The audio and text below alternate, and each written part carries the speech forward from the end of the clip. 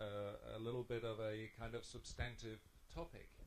And the title is From Comparative Public Policy to Global Public Policy. And so I thought what I would do is just give a little warm-up speech so as to run through some of the key ideas for you, and to then basically hope that we could get to a very participant session where you could all stand up, because this is a really bad room for seeing other people, and then you have to use the microphone and give us your views.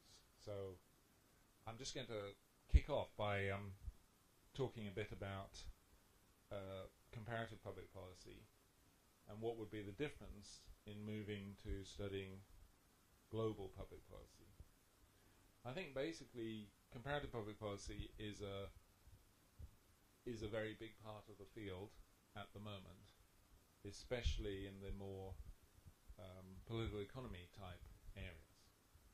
And so the focus is very much on let's collect information about a lot of different nation states. Some of them are very small, and I hope I won't offend anybody if I mention Singapore is not very small, but it is fairly small, 4 million people. And some of them are very large.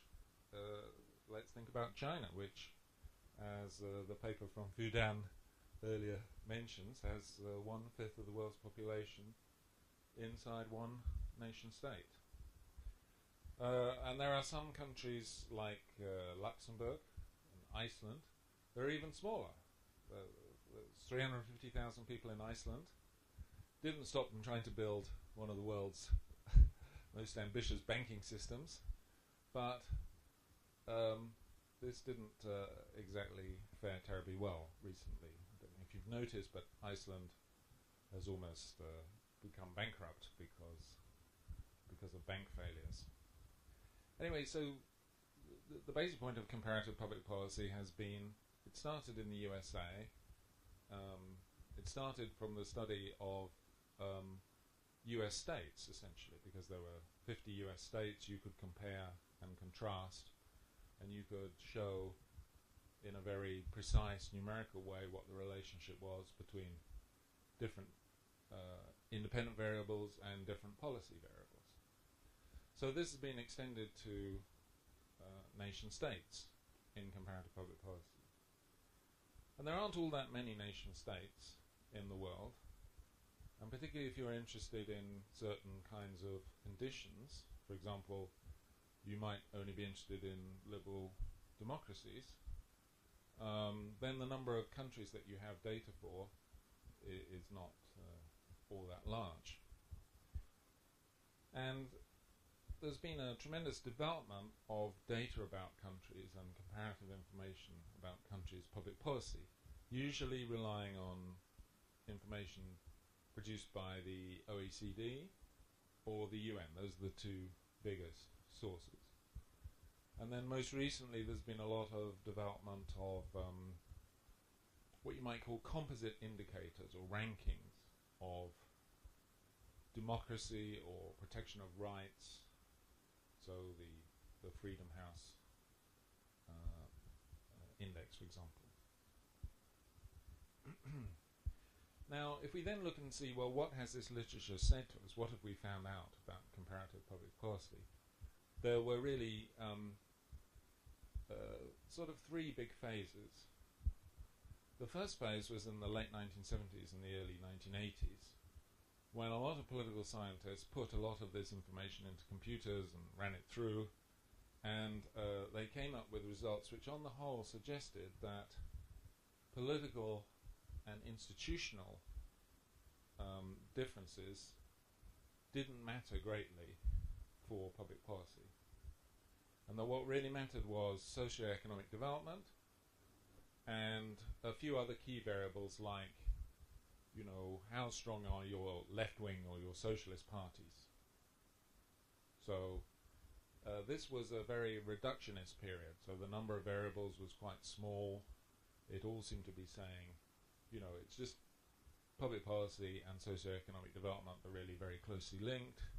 As you get wealthier, you do more, you spend more percentage of GDP, and then the only thing that really makes a bit of difference is if you have a sort of a social democratic or socialist or other kind of influence on creating a welfare state. And then there was a lot of more complicated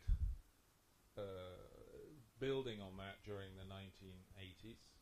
So more sophisticated models were developed and more variables were introduced, and people began to be able to show that there were some political and institutional influences on public policy. And then most recently, we've seen a phase that's been very influenced by economists, particularly there's a Swedish and an Italian guy, Persson and Tabellini, who've done a lot of work. And the economists don't start by just sort of they don't start by dredging the data sets. They start by constructing models and then trying to test the models. And they have more sophisticated ways of doing the testing. And the results of this latest wave, which is still going on, have been rather dramatic and have tended to suggest that institutional choices that countries make about how they're going to run their political systems and their constitutions make a tremendous difference to how they perform economically and how big their public sector is and things of that kind. And so the sort of key things from the Persson and Tabellini type literature is to say that do you choose, for example, a majority rule system of voting or a plurality rule system of voting, like we use in the US or the UK, very simple system, or do you choose a proportional representation system, which is what's used in most of Western Europe? If you choose a PR system, you'll have a bigger state, and you'll have slightly slower growth. You'll be a bit more stable economically. If you choose a plurality system like the US, you get smaller government, somewhat faster growth, but perhaps more erratic. Similarly, this literature has also argued that whether you have a presidential system or a parliamentary system makes a huge difference, absolutely huge difference to the level of economic growth and the size of the state. So that sort of brings us up to date. Now, I think this has been a very important literature so far, but the argument in the paper is that there are some really major problems with it. So before I get into what I think the problems are, does anybody want to ask me any queries or questions about what I've said so far before we forget the points? Yeah. It's because of the fans and everything else in this room, it's almost impossible for anybody else to hear you. Okay, I'm Henrietta Litter from the Hertie School of Governance in Berlin, and I have just a literature question. I'm not familiar with the two person you mentioned, but it sounds to me like Aaron Leipart, so that's not too new, right? When he compared democracies and had all these indicators, and he came out with the voting systems, and the presidential versus parliamentarian system is the crucial indicator of what you will get at the end. So is this literature you're referring to, which is more public policy or economic based, is it building upon this comparative politics literature? Okay, good question. Well, Aaron Leipart is the sort of slightly older 1980s generation. So he was in the wave of people who came along and said, it's quite complicated really, but there are political and institutional effects. On the whole, these are not all that strong in Leipart. Whereas I think that what's different in Persson and Tabellini is that they are saying that there are really strong economic implications. So they're saying in a very forceful way, if you choose a PR system or a parliamentary system versus a majoritarian or a presidential system, you're choosing a slower rate of growth, and you're choosing to have a higher, that's the pattern they say is very strong. Now, Leiphart doesn't have the same estimates of what the economic implications of these choices are, and his estimates are smaller and they're more blurred, and it's more of a complicated picture in Leiphart. But it is very much the same line of country, but with different sort of waves of theory, if you like, behind it. Good, that was a good question. Any other queries or?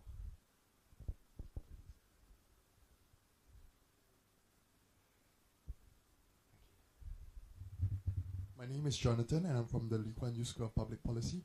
My question is, you said there were 3 stages of the comparative politics, but could you explain, like, what's the difference between each different stages? Was it deficient, like maybe the statistical analysis wasn't vigorous enough, and that sparked off the second stage, or is it just a theoretical shift, like people decided something else is in fashion? Okay, so the 3 phases were really the first phase was people just assembling the data sets and thinking about what might be expected to be influential. And the thinking at that stage was rather ad hoc, in the sense of people didn't really know, so they would get a lot of information, and then they think, oh, what might explain it? It could be that, could be that, could be that. Let's throw it all into the pot, stir it all up, see what the interconnections are. So the first phase was just really a kind of discovery phase, sorting out, and it tended to show, as I mentioned, that the socio-economic development, the level of GDP, was the key influence on how big the state was and how much you spent on welfare and so forth. That was the first phase. The second phase was a phase of, and in the first phase, a lot of people said, politics doesn't matter, institutions don't matter, it's just social and economic development. And then the second phase was 1980s and early 1990s, people beginning to show that politics and institutions did matter, that social and economic development was still important, but there were particular effects. Leiphart would be a very good example of that comparative politics phase. And then the more recent one is a more of a public policy, political economy phase. So these people say, well, we don't want to have just an ad hoc set of variables that you've plucked out of thin air. We want to have a model. It's usually some kind of a rational choice model. So you need to have a theory that sort of links why would a parliamentary system lead to more public spending than a presidential system, for example. And the argument tends to be something like this, that if you have a parliamentary system or a proportional representation system, then you have to give more in terms of budget to more groups than you would do if you have a presidential system. Because in a presidential system, I can assemble a coalition of winning interests. I need to get more than 50% of the vote, but I don't really need to give things to people who are never going to vote for me because they're not in my coalition. So the argument was very much that you could, and also, once you've got a president, the president is assessed by all voters. He or she is re-elected at large, whereas, in a parliamentary system, people are only elected for a particular local area. So there may be a tendency for each MP or senator or congressman to want to have particular local goods for their constituency, which when added up is bad for the country as a whole. Whereas the presidential system, it's harder for the president to evade, being judged on overall national economic performance. So it's really a progression of theory, it's also a progression of methods. There's also been a development of how big are the databases, how much information have you got, how many countries are included. You know, all of these things are very important because there aren't all that many countries. Good. Yeah. Can you say, otherwise nobody on the other end of the room will. I'm Ami from the Lee School. Does the study also talk about countries who first made a particular institutional choice and then, let's say, a couple of decades later moved to another choice, and how that affected their economic growth and development? Okay, good question. Not all that many countries have really changed their fundamental institutional arrangements. So if we think how many countries have changed their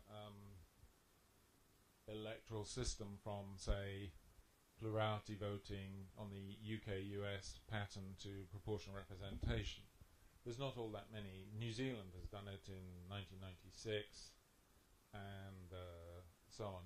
Hardly anybody changes from a presidential to a parliamentary system. You know, recently Kenya had a lot of ethnic disturbances because there was a presidential election which was not accepted really as legitimate by the losing side, and so they've suddenly created a prime minister, and they've, you know, one ethnic group has got the presidency and another group has got the prime ministership. So that's moving towards a slightly more consociational way of running things instead of the presidential way. And something fairly similar has happened in Zimbabwe, or might happen in Zimbabwe if Robert Mugabe can ever be persuaded to give up power a little bit. But, you know, on the whole, there aren't all that many institutional changes. So there is always a debate. Why do we see this association between, you know, let's say more spending in a parliamentary system and less spending in a presidential system? And there are always people who are saying, well, there must be something that led the people in this country to pick a presidential system and also perhaps be in favour of less state spending at the same time. Maybe there isn't really a causal link.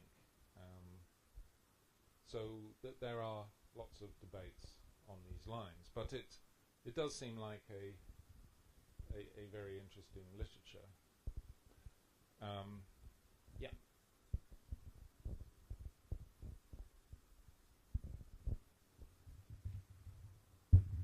Thank you. My name is Michael from Ghana, Right. and I'm studying PKU. I wanted to find out, is it possible for a country to blend the parliamentary system and the presidential system? Because I see that, you know, system happening in my country. Sorry, could you just... I wanted to find out whether it's possible for a country to blend the parliamentary system of government with the presidential system of government. To blame it? Yeah, to blend it, sort of. Oh, blend the two Yeah. together. Yes, Yeah. yes, I see what you mean. Sorry, I didn't. Okay. Yes. Can you blend the two systems? And there are obviously there's a type of system called a semi-presidential system, of which the sort of pure types are France and South Korea, where you have quite a strong president who runs, you know, defense, foreign policy, and things like that. And then but you also have a very powerful parliament, and the government is responsible to the parliament. So, of course, you can blend the two, and that also makes it difficult to make comparisons because there are lots of different types of semi-presidential systems. Some with a lot of presidential power, some with not very much. So, you know, there are also complications about how you categorize countries. Okay, well, look, I just want to move on and very swiftly say the rest of my argument, which is about what do we need to do now. And basically, the literature that I'm talking about, the comparative public policy literature, has mainly been criticized by people who do case studies or who look at one or two countries in more detail. People like Mark Thatcher from LSE over here, let's point him out, the guilty man. People who do very, very intensive, work, very detailed work. People usually using a historical institutionalist perspective, where they're saying that countries have very distinctive tracks, and their development is dependent on what happened before. So they're in a very path-dependent pattern of development. Maybe not unique. Some people say each country is unique. Some people say, well, not unique, but very differentiated and very difficult to compare. So on the whole, the critique of this literature has been by people who don't like having so much data, and they don't like having so much computer models, and they don't like having so many regressions, and so on. But the critique I'm making in this paper is that we haven't gone far enough in thinking about public policy, and we need to move it away from the assumption that nation states are really the absolutely primary unit of analysis. And let's begin with the sort of one bit of the problem is that there are extreme variations, as I mentioned, in the size of nation states. So when you look at these data sets, some of the countries like India or China will be possibly 1,000 times bigger than some of the countries, like Luxembourg or Singapore. So we need to think about whether it's correct to have just a whole country being represented by one number. Each country stands for one, and none for more than one. And in particular, if we're studying any particular process, supposing we were looking at policy making on labor markets, right? Now, inside a country like the USA, there are literally hundreds of different labor markets, whereas on the whole, Singapore is just one labor market. So it seems to me that we should, instead of entering an average figure for the USA, we should be entering all the labor market data for the USA and all the labor market data for, let's say, Malaysia, and then the labor market data for Singapore. So we would actually be reweighting towards the large countries very, very heavily in the process. And similarly, if we want to look at election processes, elections take place in constituencies. Different countries have different constituencies. We should be looking at a global database of all the election constituencies, all the labor markets, all the health districts, and so on. Now, this is a very radical thing to say because we have no such database at this point in time. Even a database on, elections doesn't exist. There's no district level database of all the elections in the world, and so this would be a very radical change. We would have to really move away from treating nation states as one unit and split them up and look at the local or regional level in all the districts. We would also get lots more cases, so that we'd be able to find many more relationships, and we'd be able to explore things in a great deal more detail. So that's essentially the argument in the paper that you've got in front of you. And it would be great if we could get some queries, questions, and contributions about how do we get better at studying comparatively, and how do we begin to study things that are happening in the world at the world level. So, for example, inside the European Union there are 27 countries. Inside each of those countries there are lots of labour markets. To some extent, the European Union has begun to operate under the same labour market rules, but we don't know how it's operating across all those countries.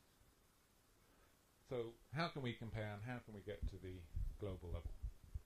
And this shouldn't just be you asking me questions, but possibly people saying things and then other people responding to what they've said. So I'm just chairing this from now on. Yeah.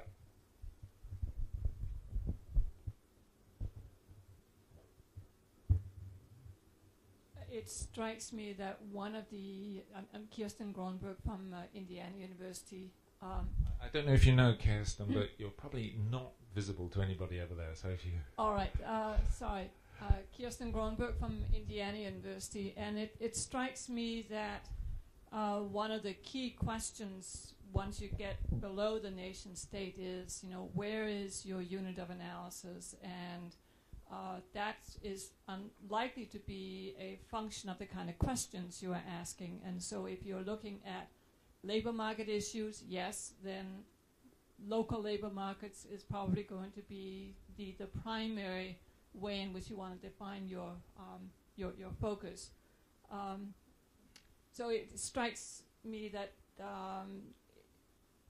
for certain kinds of issues, yes, that will become, I think, a very key element. There are some advantages to looking at smaller units in a broader context, because in some ways the broader context provides you for a kind of a set of environmental control factors that you can look at to see to what extent is labor markets in this area a function of kind of national level policy. So it gets you a finer tuned set of focus, and I'm sympathetic to that perspective in part because I'm using a similar approach in the work that I'm involved in on nonprofit organizations, where the kind of the national level context sets parameters, the more local level context sets different parameters, and so you need both of those to get a broad view understanding of the role that nonprofit organizations play in societies. But it strikes me that we are not very far along in knowing which issues really need that kind of approach and which really need to have the broader macro level perspective. I think we still have a whole series of issues where we don't understand well the societal level, the nation-state differences, or broader even the ways in which societies cluster and how those clustering makes an impact. And that was part of the point I was trying to make yesterday in talking about clustering of societies in terms of value configurations. So I think that there's a macro level analysis beyond that, and I don't know that the parliamentary presidential systems is capturing that. I think there's that there's another set of issues that we might need to take into account. Configurations of the civil society organizations vary enormously among different societies, and I don't know that we have captured those elements in many of the models that I have seen, at least, and in kind of the public policy perspective. So I would kind of put a challenge to you all to think about those kinds of issues, the differences in religious traditions, the differences in kind of the role of government, the level of economic development, I think, is important, but civil society configurations are clearly important as well, and I don't see those captured as effectively. Thanks very much. Anybody like to respond to that or anything else that we've said so far?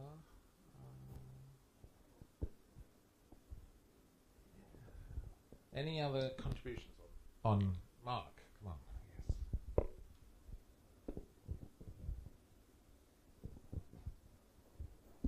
Thank you. Mark Thatcher, LSE. I think we must be careful about what you characterise as comparative public policy, because it's actually rather diverse. At one end you have single country case studies. At the other end you have statistical studies with lots of countries. How can it be comparative if it's only one country? Well, it must be two countries. I agree with you, but people have studied. Well, you never deny you, Patrick. You're being provocative as always.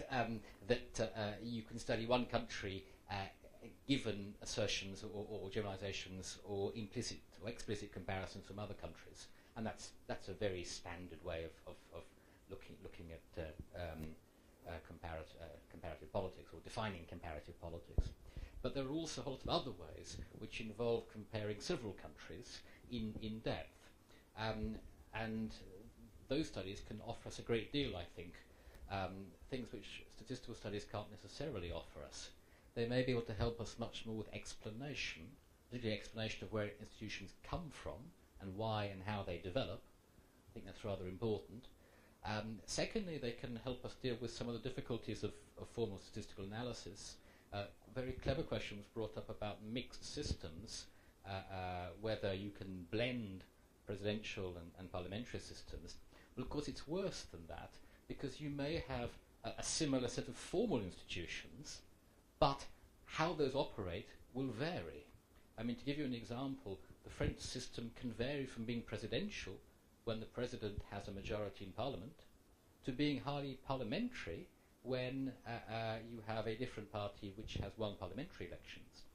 The British system can go towards being presidential when you have a very strong party leader and strong party discipline, and it can become much more parliamentary when you have a weaker leader and a small majority. So these kinds of more qualitative and historical studies can get at some of the changes within countries. So I think we have to be diverse. We have to have diverse methods, and not say and not only stick to one particular approach. So I think within comparative public policy, the issue isn't should you have this method or that method only. The question is, do you have a method? Do you have a clear question? And I agree with Kirsten that your method and your approach have to be linked to your questions. Your question will determine which method is most appropriate. So I think we want a broad view of comparative public policy and not a narrow one.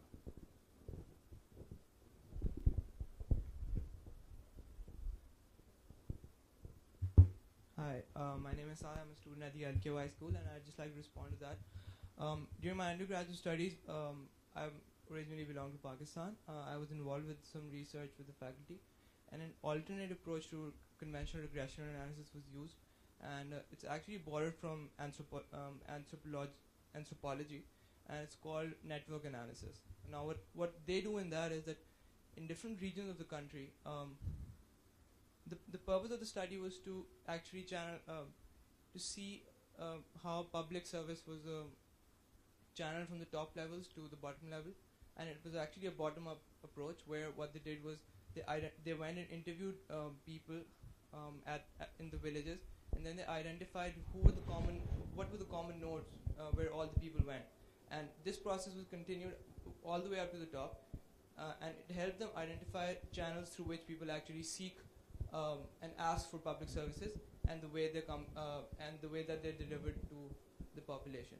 Now, if this sort of a study is carried out across regions, possibly across countries, I don't know how that can be done, but if this is done across regions, it might actually be a very interesting tool for comparative public policy studies. That sounds very interesting. Network analysis is fairly new, and it does get down to some of the things that both you're mentioning and Kirsten was mentioning, that there are very specific value and local condition combinations which may produce, for example, quite different results in development policy. And I think if I might just respond to Mark a little bit before we move on to the next comment. One of the things that I do mention in the paper, which I haven't discussed now, but we could discuss, is that I think one of the difficulties that we have is we're always using sort of metaphors or analogies or images in our mind of how things link together. And if we look at a field like genetics, you know, until quite recently, people were very hopeful that once they'd discovered and the whole human genome and worked out the genetic code for different things, that you would be able to create a one-to-one link between a certain piece of the genome and, you know, particular diseases or conditions. And what's actually happened in this area is that it hasn't worked out in that sort of simple way. And what has become apparent is that there are lots and lots of ways in which most given conditions can arise. There are very few conditions that are linked to just one bit of genetic information. And what happens in a lot of cases is that something that will always produce a bad effect will perhaps not produce a bad effect just because of the presence or absence of something else. So I think if we look at the comparative public policy field in the quantitative studies, it's certainly true to say that people have been looking at very big macro institutional variables like the kind of things that we've been discussing, like parliamentary versus presidential or semi-presidential. And these are very big like bits of genetic institutional code, if you like.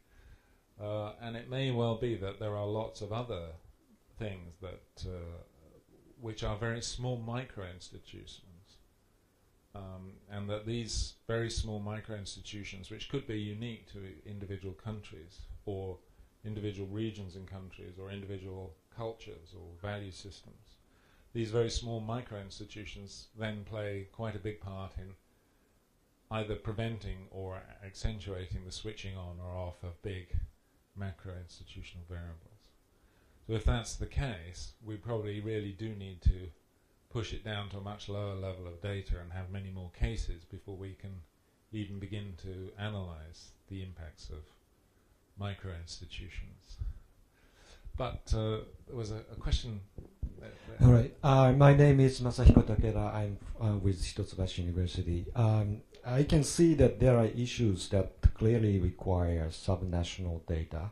And one topic that comes to my mind immediately is fiscal federalism, which is quite popular. And if you want to analyze costs and benefits of fiscal federalism, you probably need, well, definitely need province by province or state by state data. But Patrick is proposing something more than that, clearly. It may be a little bit mean to sort of pick on the particular example Patrick used, but if you have 51 data points, 50 of them comes from US 50 states, and the 51st is Singapore.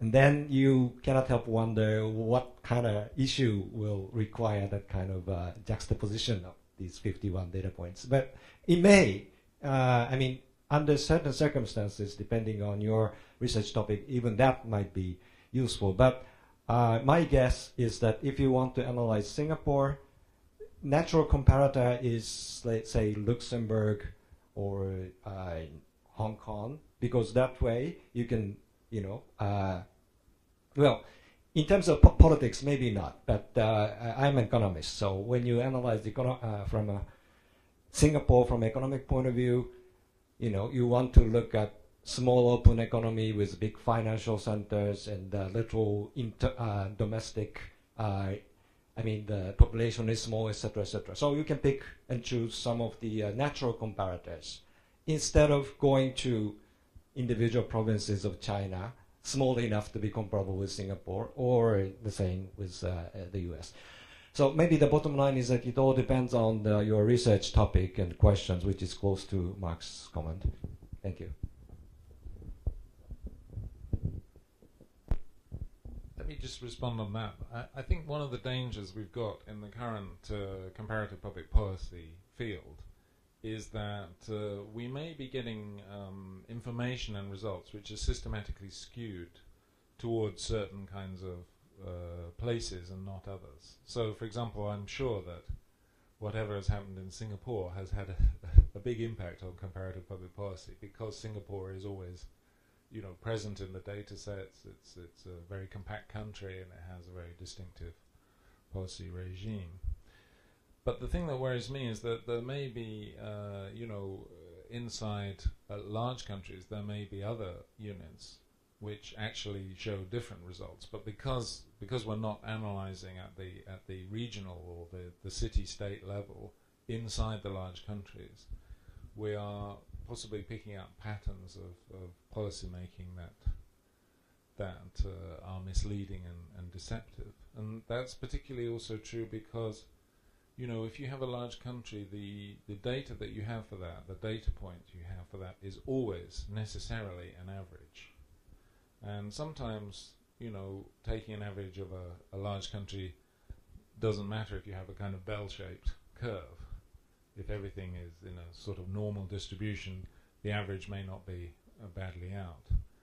But if we have situations where, you have a very polarized data, taking the average can be highly misleading and can lead you to, just fundamentally wrong conclusions.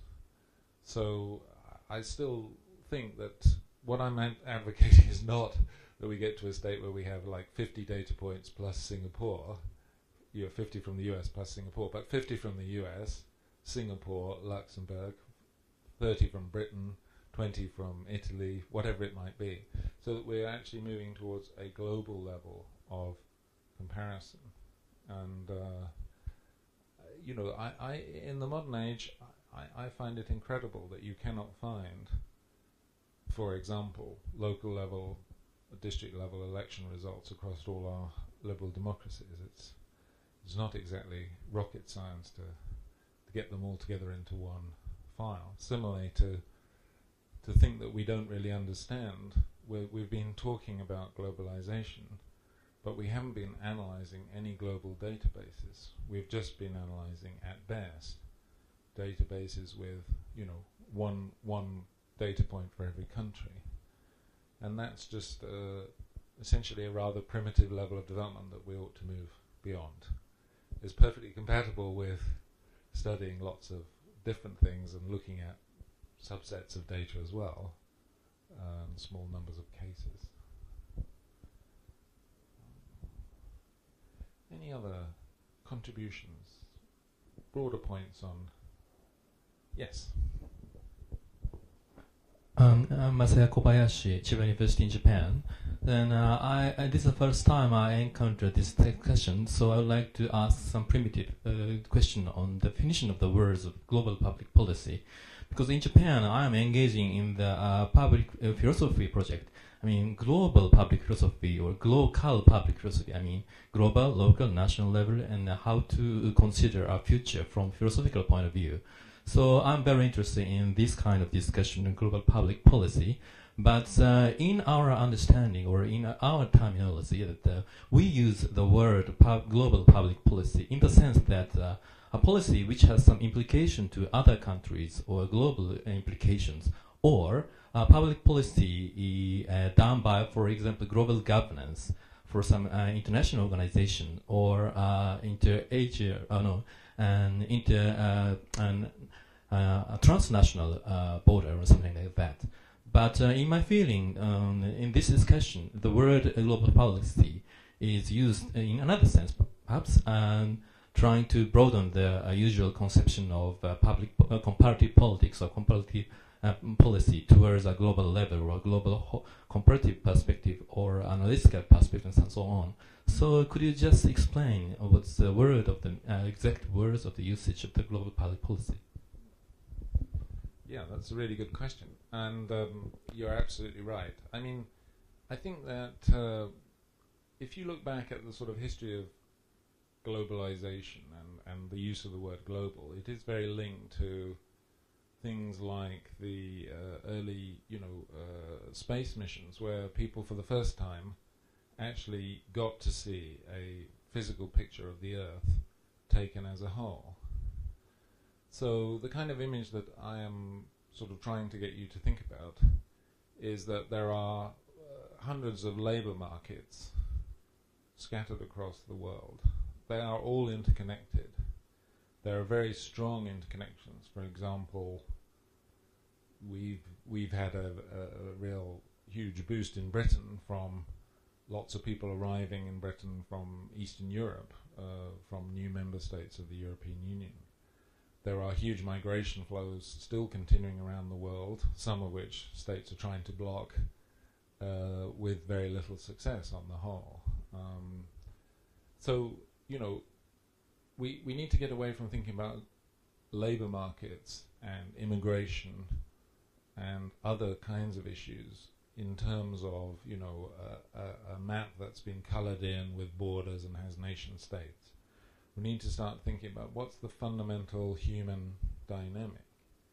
So, for example, immigration on the whole, the real, you know, there are push and pull factors, but wherever there is a chance for people to move from a less developed to a more developed, from a low income to a higher income area, those pressures are very, very strong. And so we need to sort of start thinking about labour markets, immigration and things, rather the way we think about the weather map, you know. So cyclones, areas of high pressure, areas of low pressure, they move around the world in patterns. We have no inkling of what those patterns are at the moment. We just have this comparative public policy picture which treats every country as one and doesn't really get us below the surface inside the countries. That's really the kind of... so it's a very ambitious image. You may say it's a very utopian image. You may say we're never going to be there for, you know, 2 or 3 decades or something like that. But I'm sure that this is the direction of travel that we need to make. And similarly, if you look at elections, for example, there are some questions that you might want to ask about how elections work. Let me give you one. There's a very well-known tendency for the top 2 candidates or parties in an election to attract more of the vote share than than the people who are 3rd, 4th and 5th. So the people who are running 3rd, 4th and 5th tend to find their votes being squeezed under every electoral system, and then the people who are in the top 2 tend to get more votes. Now, if we want to know how does that work, I saw a study quite recently which looked at that process across 805 elections held at the national level, and it then came up with estimates of how much the support for the 3rd, 4th or 5th parties was squeezed by the competition between the top 2. The problem with that study is that at the national level, if you take Britain, for example, we have a country called Scotland, which is part of the national picture. Scotland has 10% of the British population. It also has its own particular party, which happens to be our 4th largest party. So, if we put that into a data set where we're trying to see how well the 3rd, 4th and largest parties are doing, we're going to get a very odd result, because it's limited by how many Scottish people there are, not by the squeeze of the election. So you can only really answer that question, how much are the 3rd, 4th and 5th parties or candidates squeezed, by going right down to the district level, and then looking, we've got thousands of constituencies and district results that we could look at to answer that question and come up with much better estimates. And then we could also look at it in terms of different cultures and customs, and maybe some countries like to support the underdog who's running 3rd, 4th and 5th, and other countries really like to just focus on the top 2 more. And then we begin to understand the fundamental cultural dynamics of politics around the world in a way that we're just not able to do at the present point in time. There's a question from this young gentleman here. Thank you for calling me young. I'm sorry I wasn't here for the first part of the discussion on this global public policy balance. But my sense is that increasingly, in every dimension of public policy today, you get a global dimension. And that if you don't factor in the global dimension, you don't get good public policy. I mean, you take economics, for example. I mean, why is the American auto industry suffering? Okay, because of competition from overseas, right? You take health, right? There's no epidemics are now borderless, right? Our nightmare that we have is avian flu. It can start anywhere, end anywhere. You take global warming, right? It's a global issue. But what's most interesting now is identity. And if you want to understand, for example, the new voting patterns in Indonesia and Malaysia, and why parties that carry a certain Islamic label have a higher degree of returns in the elections, you have to understand global Islamic sentiment. Because it is not the results, the local results are due to a global trend also. So, and what puzzles me is that when I look at the curriculum of some of the schools of public policy, it's amazing how local the curriculum still is. I mean, in fact, the balance in the curriculum should move from local to global. And this is where I think GPPN can help us compare notes on how we do that. Thanks, Kishore. Can I just ask you one specific implication of your thing? Is, if we have more globalization, is this tending to squeeze the variation between nation states' policies, in the sense of, are we getting a lot of policy standardization? So people are doing the same thing, even though they have different systems and different values. So is there a reduction in the variation and in the sort of dependent variable, the public policy scope? Actually, what you're seeing is the opposite trend. With globalization, the way I see it anyway, with globalization, with the success of non-Western societies, and so you're getting a much more heterogeneous world.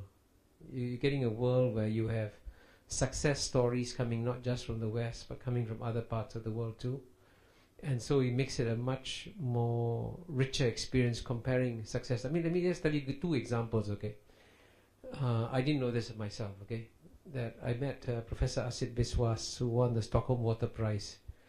He says there's one water authority in a very poor developing country which has performed better than any of the privatized water authorities in UK. No, can you name that one? Well, that's not hard to do, I would say. But which one? No. I can't name the thing, but the privatized water authorities have not been performing very well. Okay. Anyway, it's Cambodia. And it's amazing that its per capita income is still low, but it's developed a very effective water authority that is performing better than most water authorities in the world. Similarly, in the case of Manila, the water authority in Manila is apparently doing a very good job too. So you in a sense, you're getting a greater variety of success stories coming out now, which makes it much more interesting. I mean, if you go to India, for example, you get some very, very innovative solutions, again, using modern technology, one cell phone, one computer, and it doubles the price of agricultural products in that village. So that's an example of something new that's being done. Thanks very much, Kishore. Yes. I'm General Huang from Nanjing University. I have interest to the issues some other people mentioned about, concerning about the globalization or global public policy and public policy localization.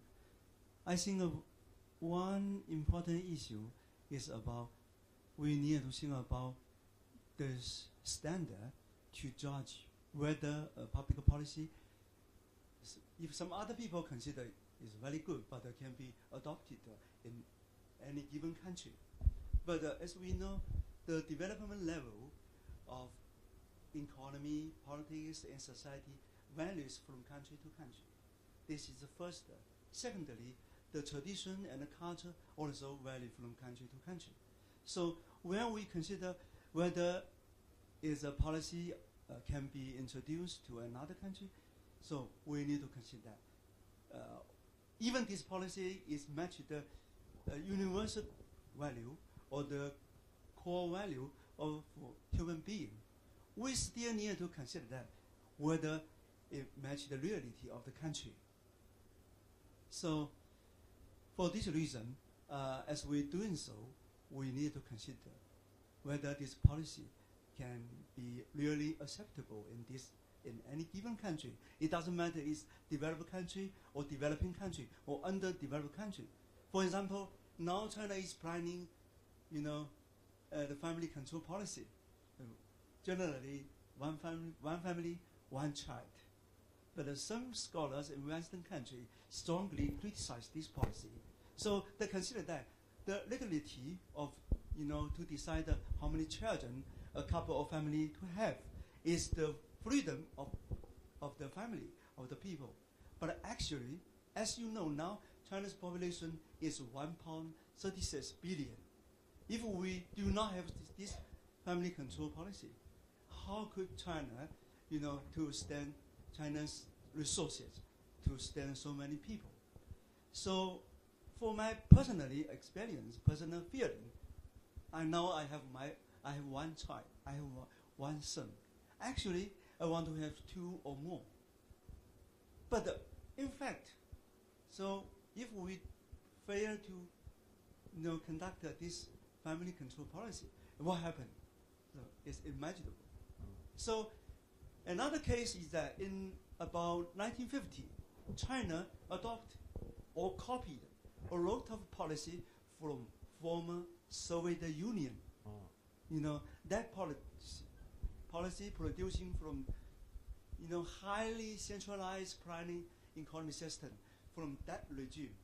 But now we find that most of the policy we copy from Soviet Union, the former Soviet Union, were wrong.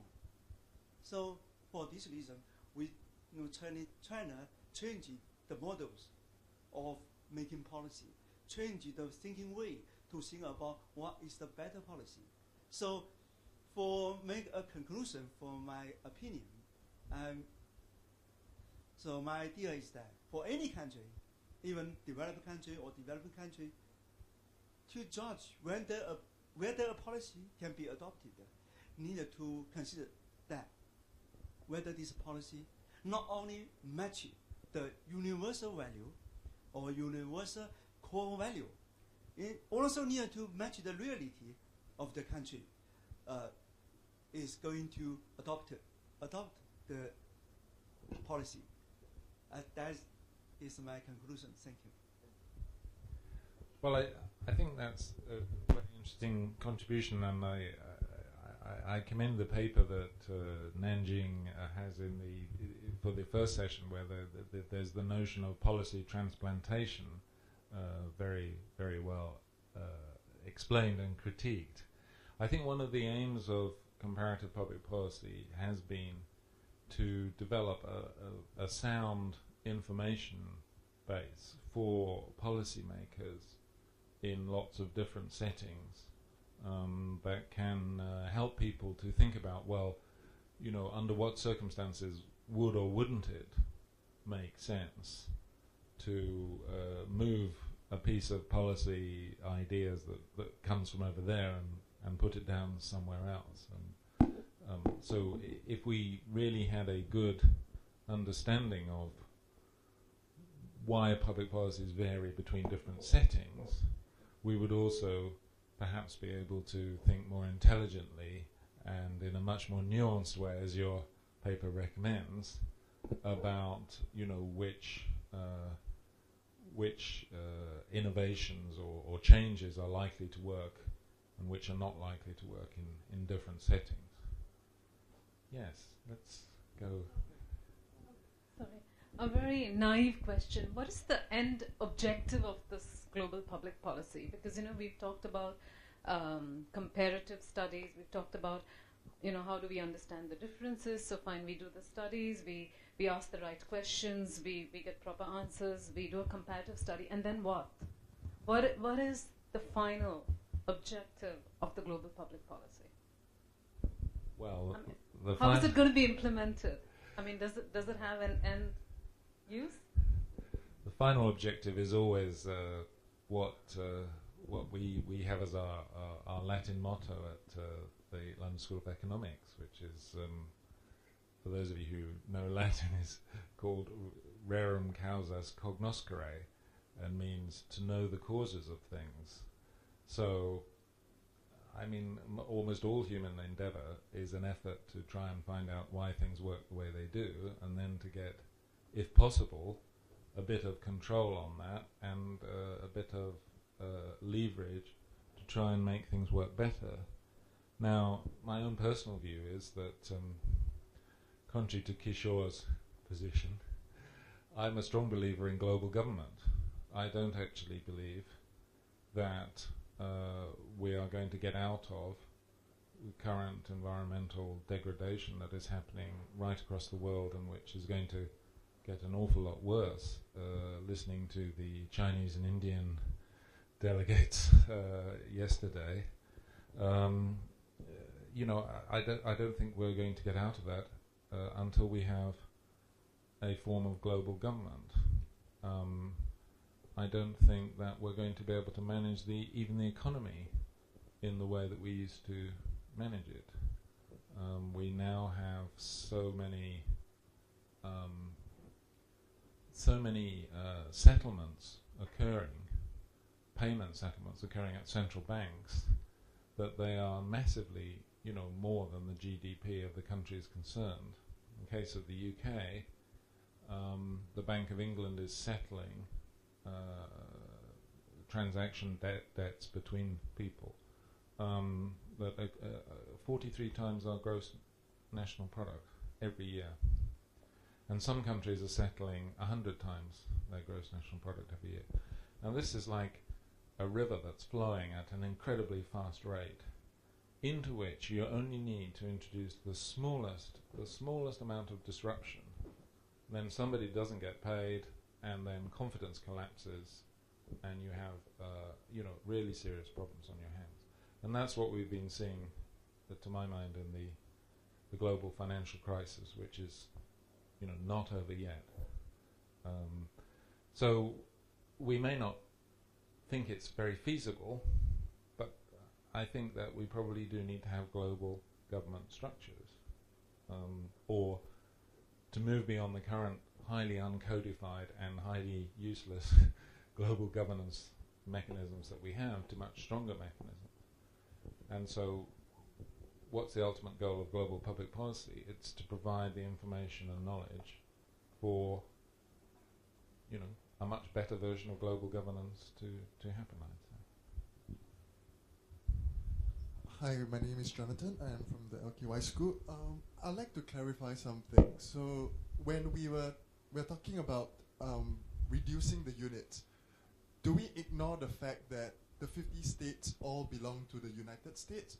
Or is that accounted for in the model? Just to clarify before I ask my question.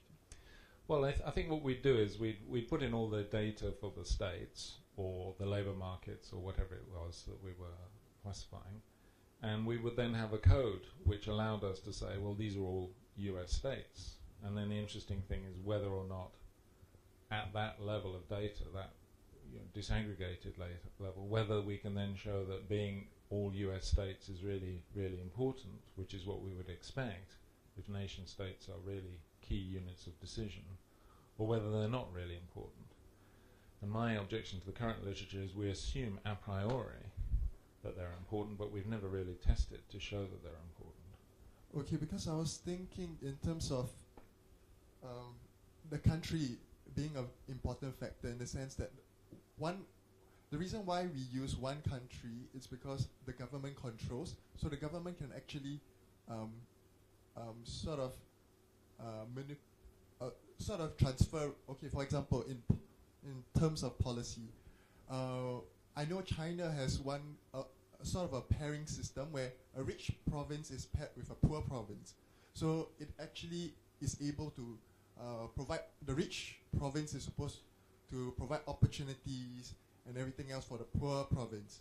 So there's this transfer of resources. So even though the GDP of the poor province is very low, but it has opportunities available to it that comparing with another poor country, such comparison may not be so relevant in that sense. So I still feel that there's this country factor that we must keep in mind when we think about comparison.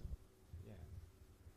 Well, thanks very much. That's a very good example of interesting sort of micro-institutional thing which I'd never heard of before, and which I would guess most people doing comparative public policy analysis of China will not have heard of before, but which you would be able to try and track in and put in explicitly as a variable if you were doing more disaggregated analysis.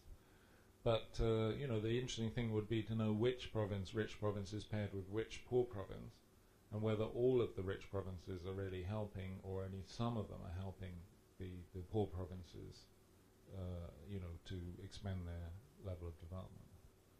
And again, I wouldn't say that that's not a national state level variable. That's at the pairing level variable. So you could begin to look at all those kind of effects much more intelligently in a more disaggregated database.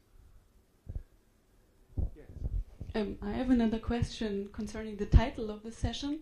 When I first read the title, From Comparative Public Policy to Global Public Policy, I thought, wow, comparative public policy seems to be a minor level, and global public policy is like the best level we can reach. But I don't think this is true, because global public policy is not in a vacuum. It takes place among states or among units. And I think what we discussed in the beginning, to focus more on what do we select, or which cases do we select for comparison, this is like one of the most crucial questions we have to face, because in order to make assumptions about the global public policy, we need to compare. And I think we have to go away from the nation states and find more functional equivalents, like Bavaria and France or whatever. Like, they might not be on the same level conventionally, and this is like a real revolution in political science, I think, because usually we only compare national data because we had the aggregated data, and we don't have data about the other levels. But I think this is the way to go, and only with comparing the equivalent cases we can make valid assumptions about global public policy. And then it's not a from comparative to global, but then it's with comparative to global or something like that. Okay, so I'm a little bit confused whether you're agreeing with me or disagreeing with me, but... Can you hear me? Yeah, Eva Noack, LSE. Yeah, Patrick, we've had quite a few discussions already on the global, but just thinking about what I took back from yesterday and some of the discussions today, I'm beginning to feel deeply nervous about the terms we're using here, and you know, I say this sort of in anticipation of our presentation today as well.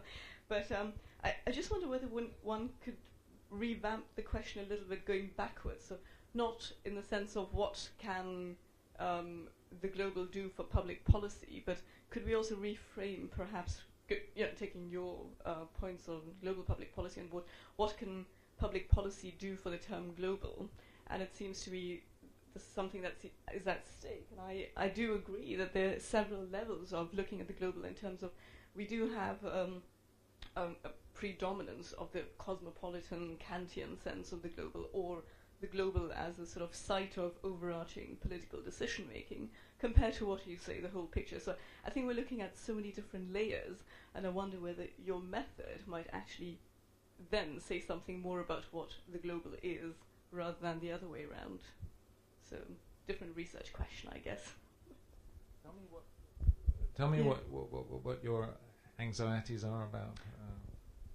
Because Well, otherwise it may not be clear to everybody. Yes, well, a few anxieties that I have or not anxieties as much as I'm sort of observing the use of language. And I come from a comparative political theory perspective, and we unfortunately use a lot of the horrendous term non-Western, which is supposed to be an interim term, which is not quite accurate because we're still comparing, and non-Western again has a sort of a very different connotation. I sense something similar going on with the very term that ranges from sort of normative approaches to the notion of the global, to to concepts of space, and then concepts of layering, to concepts of patterned sort of what the patterns of market. So whatever you're looking at. So you have a sort of range of epistemologies and ontologies about the global. And I think it's going to be a pretty useless exercise trying to clarify it once and for all. But I wonder whether your approach to public policy can do something for the term that hasn't been thought about yet, in a clarifying way. Thanks. There's a point over there. But while the microphone is moving, let me just say, I think global means very all-encompassing. So, and it's rather like global weather systems. If you want to understand global weather systems, you need to understand a system as a whole. And that's what I'm really arguing for public policy. Thank you. I'm very quite in tune with the opinion of yours, and because now that I understand the words of public policy, of global policy, I would like to say something about our project on this theme. And so I first made my research on Japanese politics, especially patron-client relationship in Japan in comparison with other countries. In the context, for example, importing the idea of democracy to Japan or other non-Western countries. And so I understand that in such kind of research, we need a factor of cultural factor or civilizational factor. And naturally, obviously, Japan and China and other non-Western countries has very different context in importing the idea of democracy. So as you explained that obviously comparative politics in Western countries at first studied from Anglo-American countries towards Europe. So variety within Europe, the variety within for example, European civilizations. But I think that's broadening the idea of such kind of comparison to non-Western countries. We need a factor of kind of civilizational factors or cultural factors. So I think one thing which we have to consider is to taking the cultural factor or civilization factor seriously in global public policy. And also, next suggestion from our side is that we have to consider a philosophical point of view or normative point of view in considering public policy factor. So we are trying to combine the research of public philosophy and public policy. It's very difficult because philosophical persons are not so much accustomed to the practical thinking or kind of comparative political thinking. So we are now trying to combine between the two. But I think that's especially in closing or approaching the global perspective. Oh, actually, I agree with your suggestion that we need a kind of global governance or global government or something like that. But in doing so, we need a very serious discussion on the values or philosophical point of views. So I think it's very difficult sometimes, but especially in multi-layered perspective which we are exploring, we need a kind of identity problem. So what the person we should be in the global age, that's very serious factor in Japan and other Indian countries. So we hope that your discussions or discussion of this theme can include those factors. Thanks very much. I think we should just take maybe one or two last questions and then or comments. Mark. Yes, well, I'd like to pick up Eva's point and this point about values and my concerns.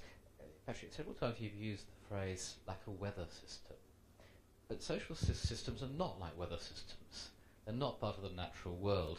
You don't have this simple cause and effect. One may see patterns, but those patterns can well be highly contextual. Just let me stop you. Weather systems are fantastically complicated. Oh, indeed, but they are. But if the same two causes or X number of causes happen, whether it's in Asia or Europe, anywhere else, you get the same effects. Not quite. The whole thing about it is, weather. You know the butterfly effect. If a butterfly flaps its wings over Japan, perhaps we have a hurricane over Florida. So it makes a big difference. But I think this is one of the points. The analogy between the social world and the physical world is often misplaced. And Kishore has unfortunately left, but I was equally concerned when he talked about success, as if we all agree what are the values for success. Actually, our values differ a great deal. What I regard as success, you might not. Now, that doesn't mean to say that you can't compare, but it does mean to say that if you're actually studying a society, you have to get into that society and understand how different elements interact with each other, what the values of that society are, in order to be able to say anything that's meaningful about public policy in that society. Okay, well, that's a manifesto for the historical institutionalist comparativist position. Thank you very much for all the questions and comments and queries, which have been incredibly helpful. And we'll try and write up a version of this and put it on the web site. So thank you very much for all your contributions. It's been really, really good. And now it's lunchtime, so let's break for that.